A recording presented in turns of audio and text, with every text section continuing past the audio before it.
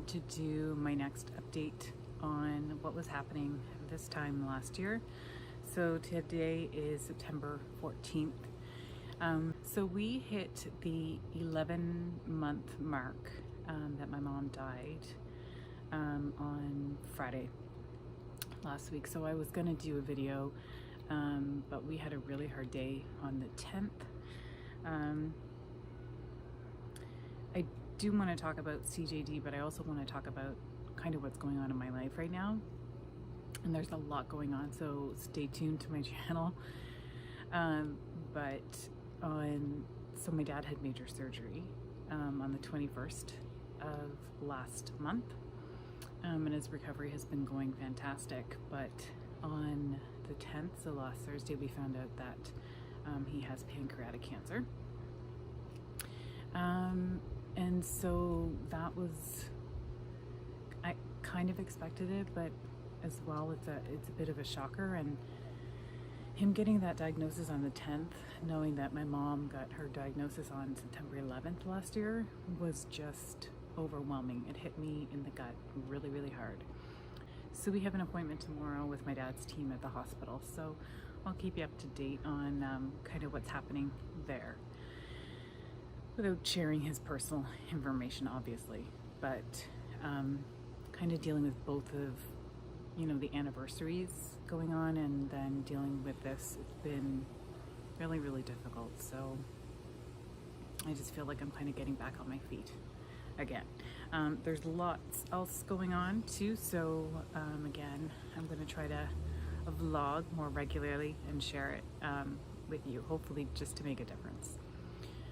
So this time last year, we knew what my mom had. She had CJD, Creutzfeldt-Jakob Disease, and it's terminal.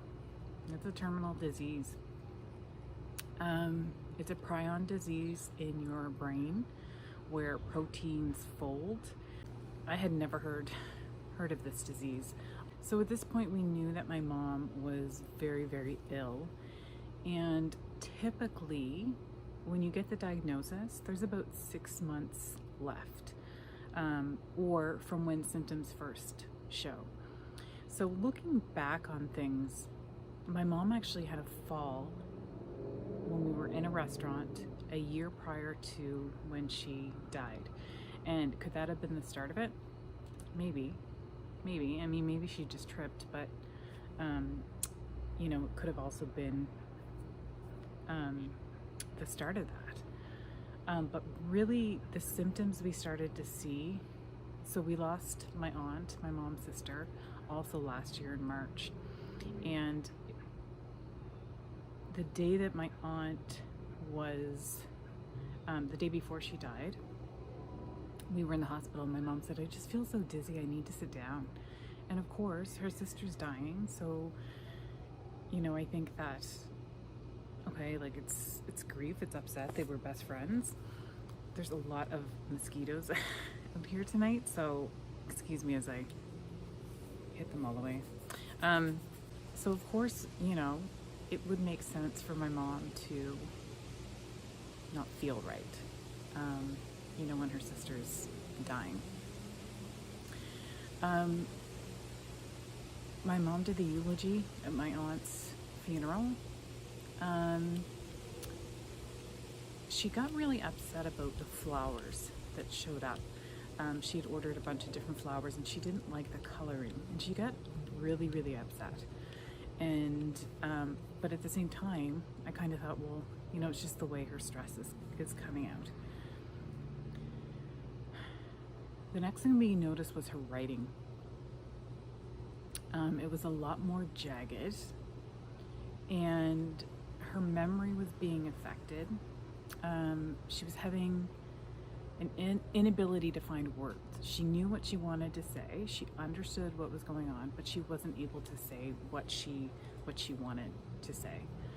And so that's kind of how it first started to unfold. So this time last year, we were, meeting with the doctor and meeting with the palliative care team. And I just kind of went into action mode. Like, I thought, okay, what benefits do we have? Can we have nursing care at home? And can we have support in the home to be able to take her home? She couldn't, at this point on the 14th, she could still move around a little bit. She wasn't able to walk very far, but she could go to the washroom. But she very quickly lost that ability. It never really occurred to me to not take my mom home. You know, that's the discussion that we had the day that she got admitted, and I wanted to make that happen. Meanwhile, she was still going through tests, so they wanted to do a lumbar puncture to get some spinal fluid to send it away. It got messed up the very first time, so then they actually took her to a surgery room and to be able to do it via ultrasound. So they did that. She didn't seem to have a lot of pain, but it was really difficult because she started having a lot of anxiety, and she started having, one of the symptoms of CJD are schizophrenia like symptoms. She didn't have those, although she did have some hallucinations, and you know, there was probably a week to 10 days where my father or I would get a call in the evening, probably around 10:30 or 11, and just saying how upset my mom was, how scared she was. And you know, we told them, call us anytime, because if she's upset, we want to be able to comfort her. So I can't even count the number of times my dad picked me up at my place and we went down to see my mom, and we talked to her and we calmed her down. Sometimes she, you know, she thought my aunt was standing in the room or coming out of a picture, or she was worried about my nephew, and she was just very worried about various things. So I typically would ask them, you know, give her some more Ativan, make her comfortable, and put the TV on. For some reason, you guys, the TV was very comforting to her. So I would find something she could watch. She watched a lot of Three's Company. At this point also, she found TV shows. So if it was like a mystery murder show, she would actually get too involved in it, and she would get really scared and shaky. So you would have to find the right kind of, you know, like a romantic comedy for her, or you know, Three's Company, that sort of thing. So that would settle her down. It would provide a distraction, and she would go to sleep. So we did that night after night after night. And at that point, you know, I told the nurses, make her comfortable. We don't want her to be scared. We don't want her to be upset. But she had probably 2 weeks in the hospital where she was really upset. And that really stopped when we met with this palliative care doctor. I can't even remember her name, and I think I only saw her maybe twice. But we met with her one day and we went through, okay, what is it going to look like? How long does she have? She had gone downhill so quickly when she had gone into the hospital, and that is typical of CJD. So we had the meeting with this doctor. We talked about what we wanted to look like when we went home.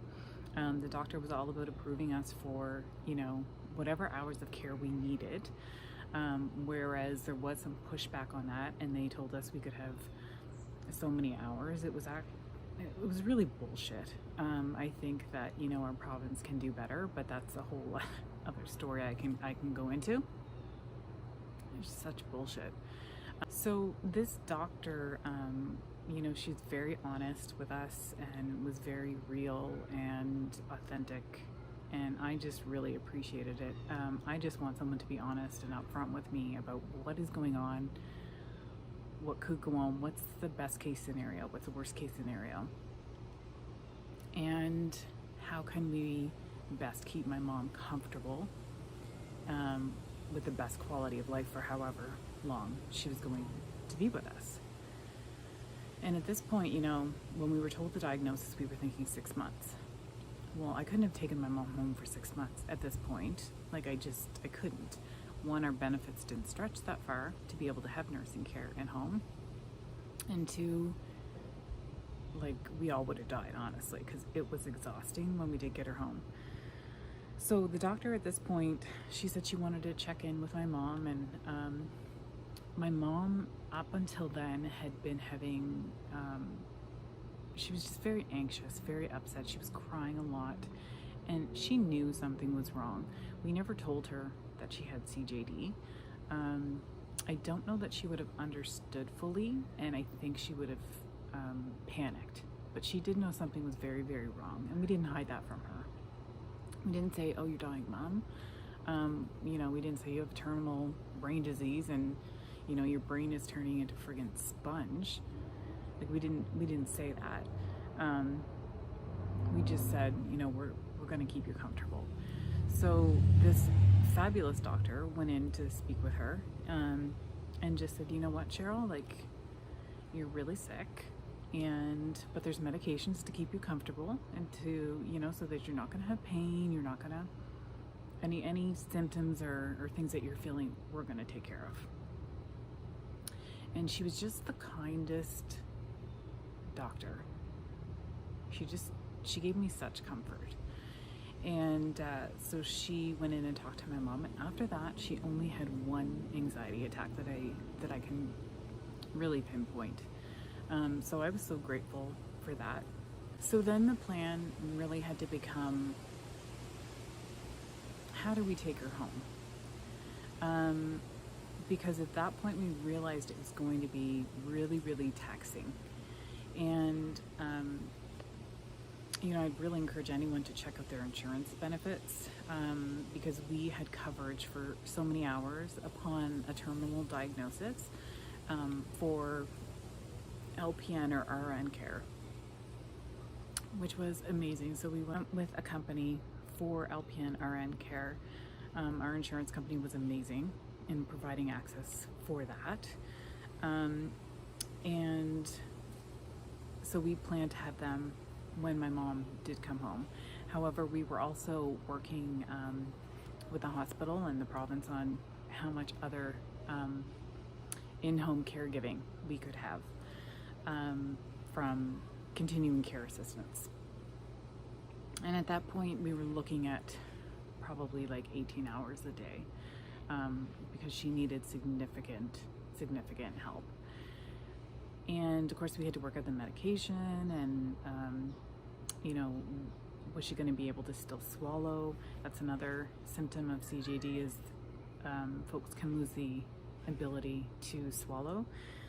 Thankfully that was one of the last things my mom lost, so she was able to, enjoy her chocolate milkshakes and her munchies and stuff. I was telling a friend the other day, we were talking about chocolate, and so I was telling her a story. So my mom loved chocolate. Anybody who knew my mom knew that she loved chocolate. So when she went into the hospital, because we didn't know why she was losing weight, and so we were kind of just bringing her snacks whenever, because we were hoping that, she would put weight back on. And so I had bought her, I think it was 4 packs of 4 Jersey milk bars. So, no, it was 3. So, because there were 12 chocolate bars. And so I took them into her in the hospital and said, "Okay, Mom, like, I'm going to open these up for you and I'll put them in your drawer and just have like 1 a day, right?" So she said, "Oh, yeah. And I went in the next day and there were 12 wrappers of these chocolate bars in the drawer. So she ate 12 chocolate bars in a day. But the weird thing is, and I guess that's not that abnormal for her, although it kind of is, but we noticed in the past, in the month previous to her going into the hospital, that she was able to continuously eat and she wasn't getting full. So I don't know if that is something to do with the prion disease and what it did to her brain or not. So staying right now with my dad is very reminiscent of this time last year, and it's sometimes it's triggering, and sometimes it's comforting, and sometimes it's just weird. You know, like my mom's stuff is still all around the house, right? Like her clothes are still folded in her drawers, and her shampoo is still in the shower, and it's not that we haven't taken the time to kind of sort through some things, because we have, but it's just kind of like, when is she gonna come home again? And it's still so unreal that she's gone. Like, that is where I am right now, is like, did this actually happen? And I just feel such a passion to bring more awareness to this disease, because I don't think it's as rare as some folks say it is. I just don't. One of the things I kind of think about is, what would my mom think of how we're all doing here without her? And sometimes I think that she'd be surprised that we're all still alive. And sometimes I think, you know, she'd be like, okay, well, this is what I prepared you guys for. And other times I think, you know, she'd be really proud of how we're doing. You know, I think that we're just kind of taking it day by day and just struggling to get through. And I think that we're all really hurting, and dealing with it in our own way, but still we have the ability to kind of get together and still be there for each other while respecting how the other one feels, because we all, in my family, we all deal with grief in very, very different ways. You know, and my nephew, I was babysitting him probably a couple weeks ago for a morning out at his place, and we had this little ornament thing that we had made, that holds a tiny bit of my mom's ashes for him. And so he said, Auntie La, let's talk to Mammy. So he hands me this heart and he says, say something to Mammy. And, you know, I'm like, Mammy, I love you, we miss you, blah, blah, blah. And anyway, he put the heart back, but then he said, you know what, Auntie La? I said, what? And he said, the disease made it so Mammy can't hold on to life anymore. And he said, that's right, buddy. And he said, she didn't want to go, but the disease made her go. And I said, you're right. Meanwhile, I'm like filling up with tears, and I'm like trying not to ugly cry right there in front of him. But kids just have such a matter-of-fact way to put things into understanding, and he's just still trying to understand the loss himself. But what I've learned from him is that it's possible to be sad, and here's where paradox comes in. You can carry sadness and still joy and happiness at the same time. And I think that's been such a gift for, I know for me, and I think for my whole entire family. Because while he's sad, and you know, he has his moments too, then he also goes out and plays and hops in his fire engine and rescues things, right? Like, life goes on, and I think my mom would want us to go on without her and go on in our best way possible. And I think we're all trying to do that, but coming up to the 1 year anniversary, it's hard, you guys. Like, I have no idea how I'm going to feel day to day. It's hard to think about working, and of course with the pandemic stuff going on, it's nuts. So thanks for checking out this video. If there's any questions you have on CJD or anything at all, feel free to leave it in the comments. Please click like and also subscribe to my channel. That would be fantastic. and look for another video on what was happening this time last year and how we're kind of coping with it today. Thanks for watching. See you later.